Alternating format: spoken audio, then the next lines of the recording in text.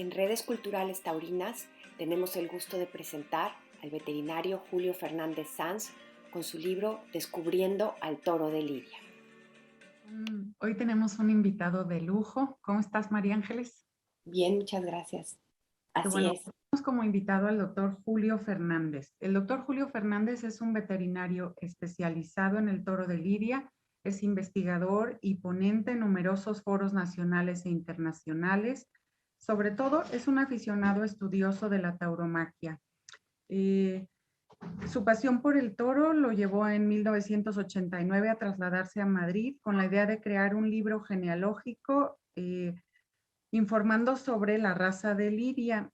Su proyecto fraguó en la Unión de Criadores de Toros de Lidia, donde fue director técnico del libro genealógico, jefe del Departamento de Investigación Veterinaria hasta 2012.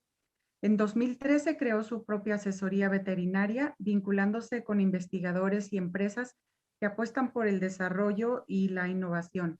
Y actualmente asesora a destacados ganaderos en la mejora del rendimiento físico y en la presentación del toro de Lidia, con importantes avances en la mejora de la salud para su trabajo pionero en el campo de la inmunonutrición. ¿Cómo estás, Julio? Bienvenido. ¿Qué tal? Muy buenos días. Nada, muy bien, fenomenal. Gracias. Muchas gracias por esa amable presentación. No, pues un gusto, Julio. ¿Qué te parece si vamos platicando hoy un ratito de tus estudios y de tu trabajo más reciente también de Descubriendo al toro de Lidia? Pues fenomenal. La verdad que encantado de hablar de mis trabajos y de este libro, bueno, que ha costado tanto tiempo que saliera a la luz, pero sí, me hace mucha ilusión, la verdad. Qué bien. Bueno, pues ahora sí que para empezar, ¿cuántos años tienes estudiando al toro de Lidia y por qué? Bien, pues llevo algo así como 31 años de dedicación exclusiva al toro de Lidia, desde que acabé la carrera de veterinario. Bueno, la causa, pues posiblemente, bueno, seguro, por vocación. O sea, vocación, por un lado profesional, heredada de mi padre, también veterinario y además veterinario taurino, con mucho contacto con el mundo ganadero del toro de Lidia. Y por otro lado, una pasión desde niño, bueno, pues que tuve siempre hacia este animal maravilloso, y hacia la tauromaquia, que me inclinó, bueno, pues a elegirle como mi especie diana, en la que especializarme y en la que trabajar.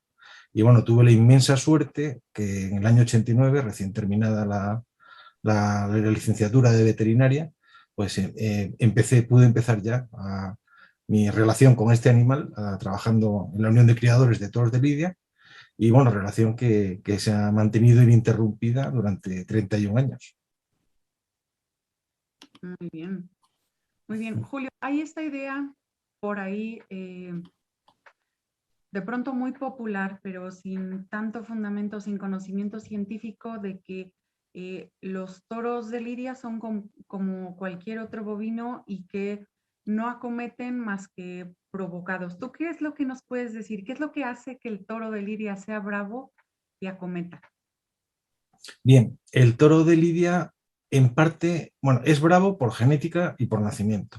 O sea, la bravura tiene un componente genético importante, que hace, bueno, pues que el animal ya desde el instante del nacimiento, o sea, aunque no se tenga de pie, ya acomete a cualquier enemigo o cualquier persona que se acerque, a un perro pequeño, a un caballo, incluso a un vehículo todoterreno o un tractor. O sea, el toro de Lidia, desde la más tierna infancia, recién nacido, como digo, ya acomete incluso aunque no se tenga de pie. Entonces, la agresividad es algo absolutamente innato, ¿no? Luego hay otros elementos de la bravura, bueno, que pueden tener cierta parte adquirida, ¿no?, por ese sistema de cría natural y ecológico, en el que el animal, pues, suele tener una lactancia larga con la madre, en el que hay un aprendizaje de las reacciones maternas, una transmisión de alguna forma de conocimientos y reacciones, ¿no?, de la madre a la cría en esas largas lactancias, y luego, bueno, pues su crianza, vamos a decir, en semilibertad, ¿no?, en grupos, ¿no? Generalmente se separan en grupos divididos por sexo y edad, pues va aprendiendo a relacionarse con los individuos de su edad y de su sexo, y bueno, pues hasta que llega la edad de la lidia. Y bueno, hay ese otro componente, ¿no?, que da la cría natural del toro de lidia, bueno, pues que favorece además que este animal agresivo ya de nacimiento pues pueda acometer. Muy bien. Y bueno, volviendo un poco a la historia del toro bravo, ¿cuáles son los primeros indicios de lidia de los toros que has encontrado? ¿Desde cuándo se puede hablar que existe el toro de lidia Bien, en bueno, este la planeta pregunta, que... claro, como lidia como tal, o sea, lo que es el enfrentamiento de un hombre solo, ¿no?, ante un toro, con el objeto, ¿no?, de jugar con él o tener una práctica taurina con él, pues la más antigua, bueno, se remonta al siglo II antes de Cristo, en la dinastía Han, o sea, sí, en la dinastía Han, durante la dinastía Han en China, ¿no? Una ciudad que se llama Henan, en la que, bueno, pues en ese siglo II antes de Cristo, esos generales de esa dinastía se enfrentaban a toros para demostrar a sus tropas, ¿no?, su supremacía y su valor, y se enfrentaban con unos instrumentos a cuerpo limpio a toros de la época, y para, como digo, pues mostrar sus cualidades, ¿no? Y bueno, ese posiblemente sea el origen más remoto, vamos, que yo he encontrado ya de una tauromaquia, bueno, vamos a decir, en la que hay un enfrentamiento del hombre y el toro individual. Hay en India, en la India, hay ilustraciones mucho más remotas, ¿no?, del Hajikatsu, que es un juego de dominación de toros en el que ya intervienen multitudes. Y bueno, también hay muchas representaciones de arte rupestre, también, bueno, en Europa y sobre todo en las culturas del Mediterráneo. Hay juegos con toros, pero vamos, lo que yo considero tauromaquia, ya, bueno, un poco más especializada, bueno, curiosamente y anecdóticamente, es en China, en ese siglo II antes de Cristo. Gracias, Julio. Yo hago mucho hincapié todo el tiempo en que antes de hablar de tauromaquia sí o tauromaquia no, o toros sí o toros no, pues de lo primero que tenemos que hablar es del toro, ¿no? Si no conocemos al toro y si no lo conocemos desde una base científica, pues no podemos opinar porque serían de otro modo opiniones muy a la ligera. ¿Qué nos puedes decir tú? ¿Qué diferencias has encontrado entre el toro de lidia o qué distingue al toro de lidia particularmente del resto de los bovinos? Bueno, la pregunta, bueno, las diferencias son muchas. O sea, ciertamente, bueno, hay un catedrático de anatomía de la Universidad Complutense de Madrid, el profesor Martín Roldán, decía hace 20 años que el toro de lidia era una subespecie dentro del bovino, en función de los estudios anatómicos que había realizado. Bueno, yo no llego a tanto, no me atrevo a decir tanto, pero sí que es un animal con unas diferencias enormes con relación al resto del bovino, que vienen derivadas de su adaptación a la lidia. Pues, por ejemplo, por poner varios ejemplos, la visión del toro de lidia es distinta, el ojo del toro de lidia es distinto al resto del bovino, es un ojo más achatado, que, bueno, mayoritariamente tiene dos defectos de visión que permiten que el toro se pueda torear. Tiene mayoritariamente, como digo, hipermetropía y astigmatismo, cuyos esos defectos pues, le dan una visión borrosa de cerca y de lejos y desenfocada de cerca, con lo cual permite que se pueda practicar el toreo. Luego hay diferencias también anatómicas muy importantes, como por ejemplo el riego del corazón es diferente, el corazón pues tiene doble circulación coronaria, hay una red, una fina malla arterial en el septo interventricular que no tienen el resto de los bovinos, que es algo así como un bypass coronario que dificulta que un toro de lidia pueda sufrir un infarto. Prepara al animal pues, para que pueda recibir unas altas descargas de adrenalina y que el corazón pueda responder a una demanda muy grande de actividad, que en otros bovinos pues, posiblemente pues, causará el infarto, ¿no? Luego hay muchas más características. La principal, bueno, también, sobre todo consecuencia de la selección, al ir predominando la lidia a pie en el espectáculo taurino, pues se fue seleccionando cada vez un animal más bajo que tenía una embestida humillada o una embestida por abajo, ¿no? En que la cabeza se acercaba mucho al suelo. Y bueno, el animal poco a poco pues, se fue modificando la disposición de su columna vertebral, de modo que hoy, en comparación con cualquier otro bovino, la columna vertebral del toro de Lidia está mucho más baja que, con relación al suelo, que cualquier otro bovino. Tiene menor capacidad pulmonar precisamente por eso, porque la columna vertebral se dispone hacia abajo y eso permite pues, que el toro le facilita anatómicamente que pueda humillar. Hay muchas más diferencias también en el cerebro. El toro de Lidia pues, tiene, según distintos estudios de distintos investigadores, pues tiene un mayor número de fisuras y surcos cerebrales en la corteza cerebral, que eso, bueno, pues, en personas lo asociamos pues, a un nivel mayor de inteligencia, ¿no? Bueno, pues, dentro de que el cerebro del bovino en general es mucho más reducido que el de un humano, sí es cierto que el toro de Lidia tiene un 8% más de surcos o circunvoluciones cerebrales que el resto del bovino. También hay una estructura en el cerebro que es la amígdala cerebral, que la tienen diferente al resto del bovino. Concretamente, la tienen mucho más reducida de tamaño.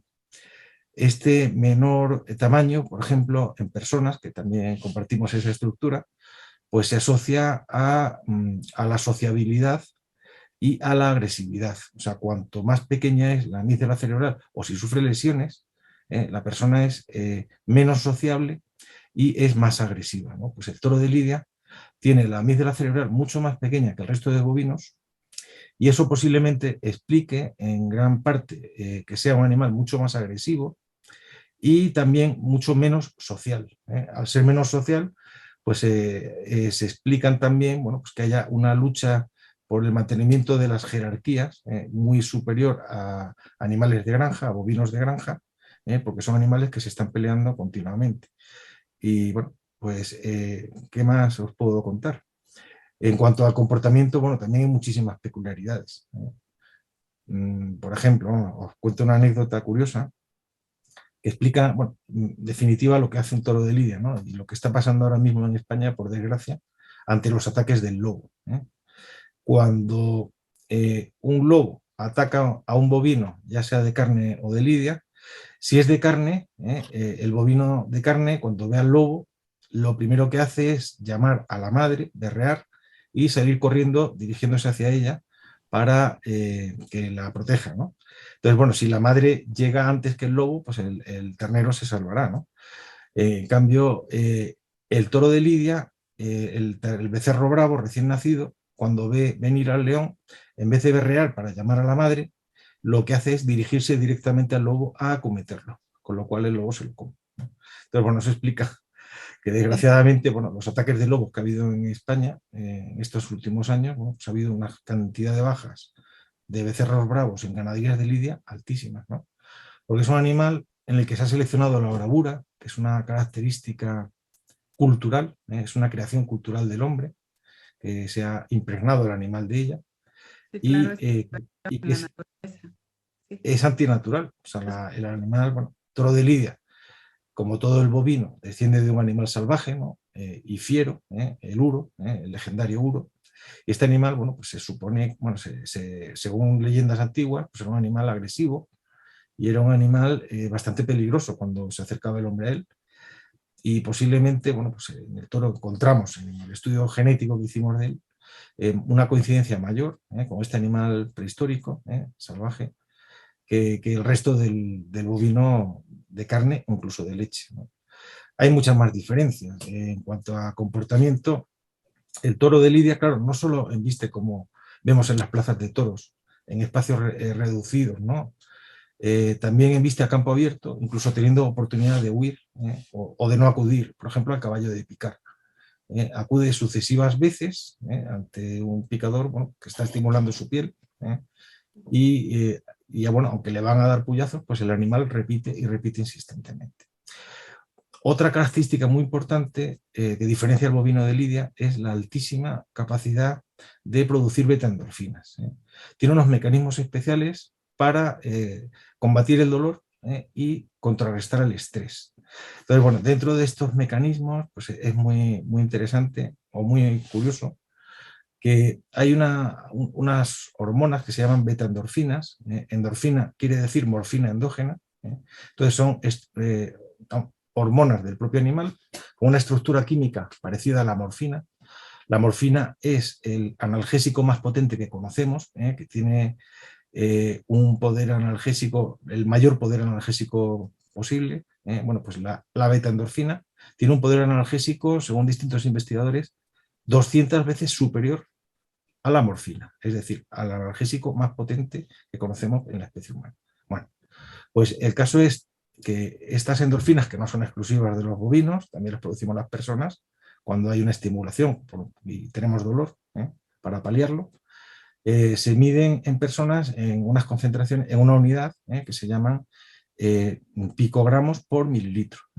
Es la misma unidad en la que se mide el dolor también en bovino lechero, por ejemplo. En las granjas de bovino lechero, estudios del dolor, pues miden en esa misma unidad de picogramos por mililitro. En el toro de Lidia los niveles son tan elevados, no en el toro, en la raza de Lidia, pues esto es indistinto por sexos, o sea, es dentro de la raza, la tenemos que medir en una unidad 1000 veces superior, que es nanogramos por mililitro, porque las concentraciones que producen ante un pequeño estímulo en la piel son ciertamente elevadísimas. Entonces, bueno, estas sustancias químicas lo que hacen es, por un lado, bloquean la transmisión del impulso doloroso, aunque hay más mecanismos que tiene el toro también muy desarrollados, hay más cosas, pero bueno, ese es el principal, y bloquean esa transmisión del impulso doloroso a la vez que dan una cierta sensación de bienestar y de euforia. Por otro lado, también las beta-endorfinas, bueno, pues está muy demostrado que ayudan a contrarrestar el estrés en distintas especies animales, incluso en el hombre. Esto ocurre también en el toro de Lidia, o sea, a medida que va avanzando la lidia, ante los estímulos de la misma, como es primero la divisa, después la puya, luego las banderillas, pues el animal va produciendo beta-endorfinas que van reduciendo ese fuerte estrés inicial de salida que tiene, de forma que cuando llega el instante de la muerte, hay toros, bueno, pues que tienen un nivel de estrés prácticamente normal, desde luego muy inferior al que sufren otros bovinos sacrificados en matadero.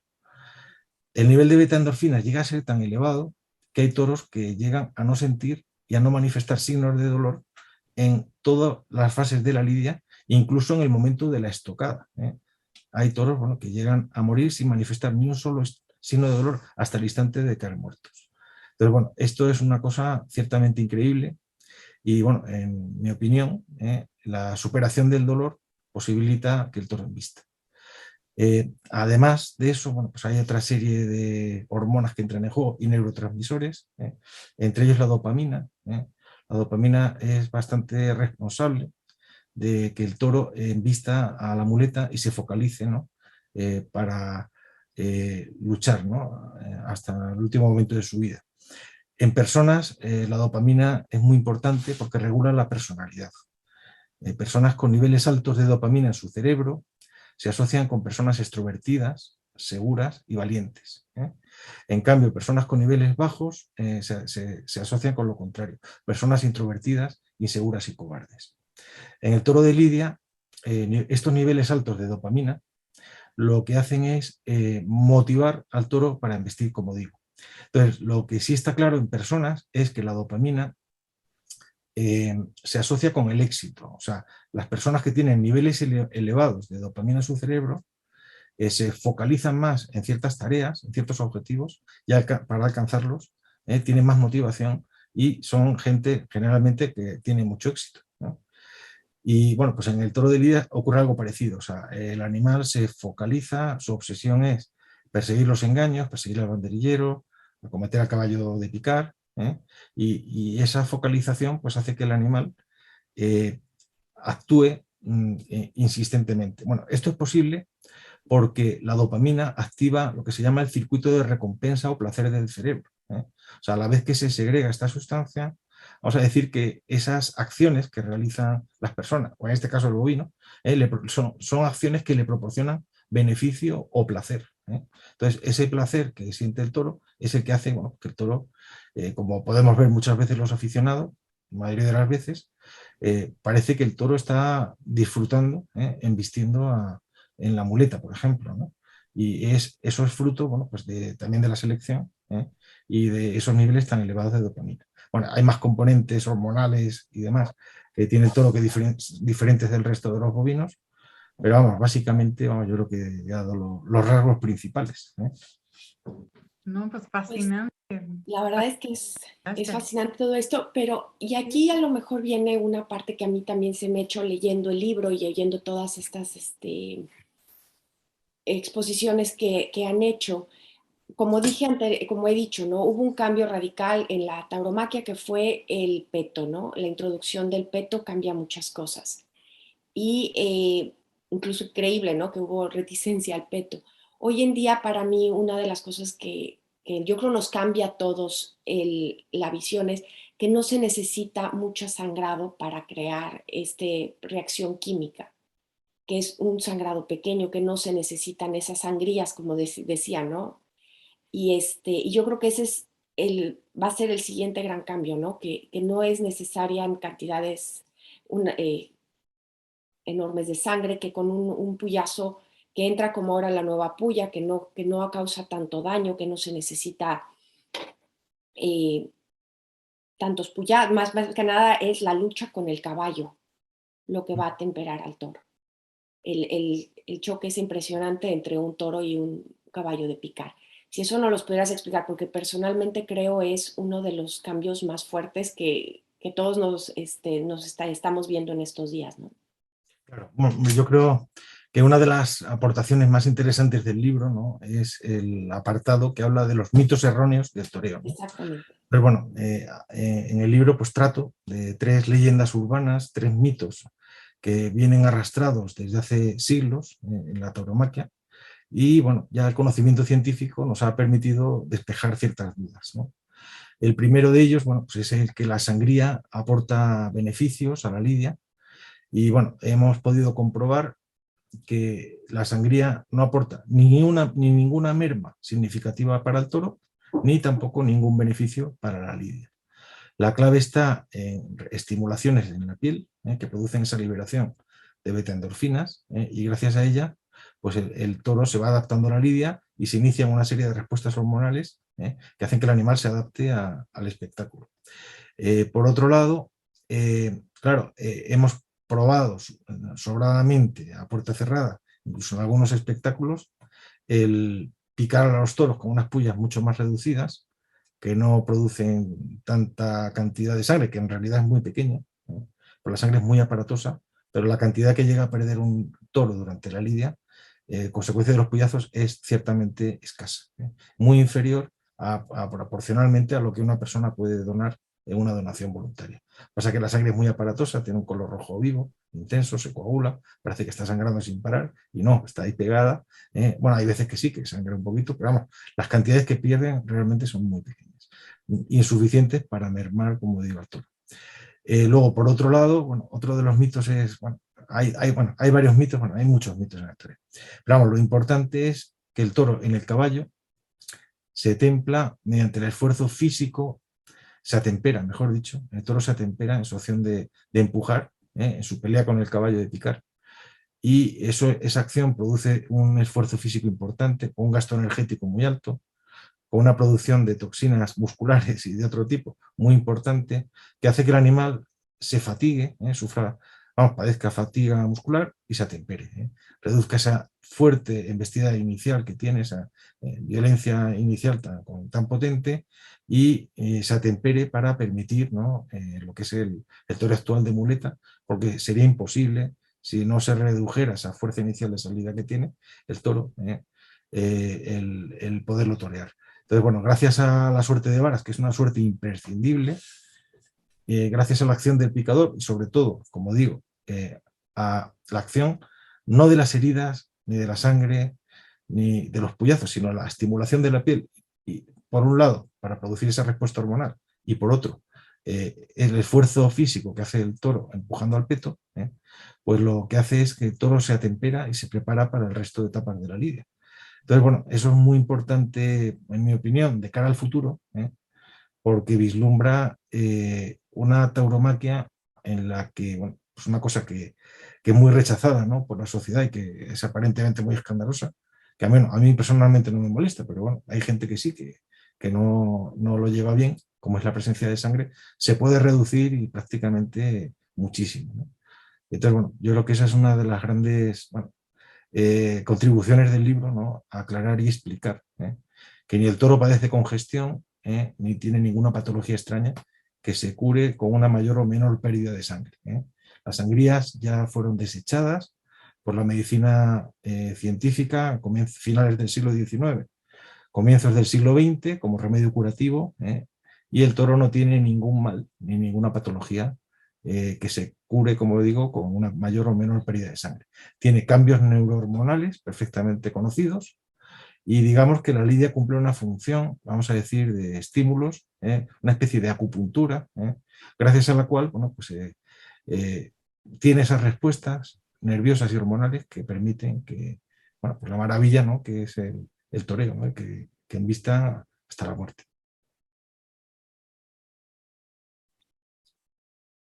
No sé si... Es que el micrófono, Fer. Sí, Y perdón, sí.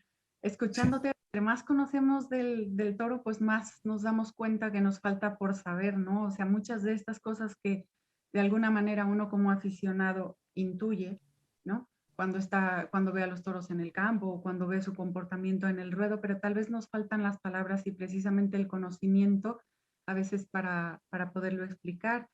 Como bien decía María Ángeles, bueno, yo también soy una fiel creyente de que la tauromaquia, más que defenderla, hay que enseñarla y sobre todo hay que compartir esta información tanto con aficionados como con el público en general, que no conocen tanto del toro bravo. Escuchándote, entonces me queda todavía más claro. Yo hago mucho hincapié en el uso del lenguaje, ¿no? Y que dolor y sufrimiento no son sinónimos, pero escuchándote, pues me queda todavía más claro que es un mito también que el toro sufre. No existe un umbral médico o clínico o veterinario para registrar o medir el sufrimiento, ¿no? Sin embargo, el dolor sí. ¿Cómo, ¿Cómo hicieron ustedes estas mediciones o más o menos cómo fue que fueron estudiando, investigando, cómo se presentaban estas respuestas neuroendocrinas del toro para bloquear el dolor? Bien. Bueno, estudiadas están más que conocidas. Hay distintos mecanismos neurohormonales. Bueno, o sea, hay tesis doctorales en concreto. Bueno, mi compañero Fernando Gil Cabrera pues estudió no solamente beta-endorfinas, sino otras sustancias que produce el cerebro, que son las metaencefalinas, que también tiene el toro en niveles altos. Lo que ocurre es que es tan potente la acción de las beta-endorfinas que preferimos centrarnos en este mecanismo para conocerlo más, porque llamaba la atención el gran desarrollo que tenían en bovinos de lidia. Entonces, bueno, lo que hicimos básicamente fue someter a un grupo muy amplio de toros en vivo a una prueba de dolor. La prueba de dolor consistía en una prueba de estrés en la cual el animal era inmovilizado en un cajón de curas o mueco y era sometido a los tratamientos sanitarios habituales con los pinchazos, con las jeringuillas normales de campo, con antiparasitarios, con vacunas, con distintos productos, y medíamos a los 5 segundos del último pinchazo, medíamos la respuesta ante esa estimulación, como digo, con las vacunas y con los tratamientos antiparasitarios, y medíamos esa respuesta hormonal, medíamos las beta-endorfinas séricas, la beta-endorfina circulante por la sangre. A partir de ahí, bueno, pues luego fuimos a hacer una evaluación del comportamiento de los toros en la lidia, y esos mismos toros que habíamos medido en vivo, fuimos a observarlos a la plaza. Y encontramos una correlación altísima entre niveles altos de beta-endorfinas y ausencia de signos de dolor. Y en niveles más bajos de beta-endorfinas encontramos en animales, encontramos pequeños signos de dolor que remitían siempre, remitían inmediatamente. De modo que en nuestra experiencia, bueno, que abarcó en total cerca de 400 mediciones solamente de beta-endorfinas, pues observamos que el 100% de los toros superan el dolor cuando se inicia la faena de muleta. O sea, hay toros que se duelen en el primer par de banderillas, en el segundo ya han conseguido bloquear el dolor, o si no en el tercero. Pero cuando se inicia la faena de muleta, todos lo han conseguido. Muchas veces, claro, lo que asociamos con dolor cuando se les colocan banderillas no es dolor, es incomodidad cuando el toro ve las banderillas o siente el golpe en la piel, ¿no? Del mango de la banderilla. Entonces, bueno, el concepto de dolor es relativo, ¿no? Pero bueno, sí ciertos signos pequeños, ¿no? De exclamaciones en el momento de estimulaciones, de abrir la boca en el instante de recibir ciertos estímulos, bueno, se puede asociar como leves dolores que, como digo, remiten siempre cuando se inicia la faena de muleta, y esos signos no los volvemos a ver más. Es más, yo he tenido la fortuna, ¿no? de poder curar bastantes toros indultados, y bueno, ya en frío, el toro de lidia manifiesta unos signos de dolor que no se ven durante la lidia, ¿no? Y esos signos de dolor son ciertamente importantes, y ahí sí que tenemos que utilizar calmantes, analgésicos y demás, porque claro, pero claro, eso en vivo, el toro de lidia, cuando se podrían manifestar esos signos, claro, ya está muerto. O sea, quiere decir que el toro supera el dolor hasta que prácticamente llega el momento de la muerte. Hay veces, bueno, que a partir de la estocada la situación cambia, ¿no? La estocada es una herida, no es una herida cutánea, no es una herida, vamos a decir, moderada, es una herida que pretende ser mortal, es una herida de una magnitud importante. Y bueno, como dije anteriormente, bueno, pues hay toros que llegan a superar incluso ese tipo de herida tan fuerte. Claro, la beta-endorfina no bloquea todo tipo de dolores. Hay dolores, vamos a decir, de fracturas y de otro tipo, dolores de ciertas vísceras, que eso no hay beta-endorfina que lo bloquee. Pero dolores cutáneos, incluso dolores musculares, sí que tienen esa capacidad de bloquearlos, ¿no? Que es lo que ocurre mayoritariamente durante la lidia. Y como digo, en algunos casos, bueno, pues hay toros que la espada, bueno, pues se introduce en la cavidad torácica, afecta al pulmón y a ciertos órganos muy importantes, y llegan incluso a tener un nivel tan alto a no manifestar ningún signo de dolor. Okay. Y obviamente la verdad es que es fascinante ver la cantidad de animales que se han estudiado, a donde se ha llegado con tanto estudio tan detallado, realmente no deja lugar a dudas, ¿no? Es un estudio científico con todas las, sobre todo con tantísimas tomas de muestra en distintas etapas del toro. Como bien han comentado, hemos recibido ya muchos ataques de grupos que dicen proteger al toro cuando realmente lo que buscan es su extinción. ¿Tú conoces algún estudio o algo? Porque ellos presentan distintos estudios y cosas que sea realmente tan detallado, tan escrupuloso en la información que dan, en donde dicen que el toro sufre, que no debe de llevarse a las plazas de toros, etcétera. Bueno, conozco, vamos a decir, los estudios más importantes en que se han basado para argumentar sus tesis, ¿no? Estos estudios, bueno, la mayoría no son efectuados por ellos. Ellos, casi 99%, vamos, que yo sepa, prácticamente todos los estudios que han utilizado son estudios públicos efectuados por científicos, en este caso taurinos, veterinarios taurinos, en congresos de taurinos, principalmente, y la información siempre es mal interpretada. O sea, ciertamente yo los distintos informes que conozco, en particular del doctor Zaldívar, son absolutamente impresentables. O sea, no puede ser que personas expertas en otro tipo de animales se pongan a hablar del bovino como si fuera un perro o un gato, que son las especialidades del doctor Zaldívar. Los bovinos no son carnívoros, tienen una estructura diferente. Por poner un ejemplo, la susceptibilidad al dolor es muy diferente en los carnívoros frente a los herbívoros.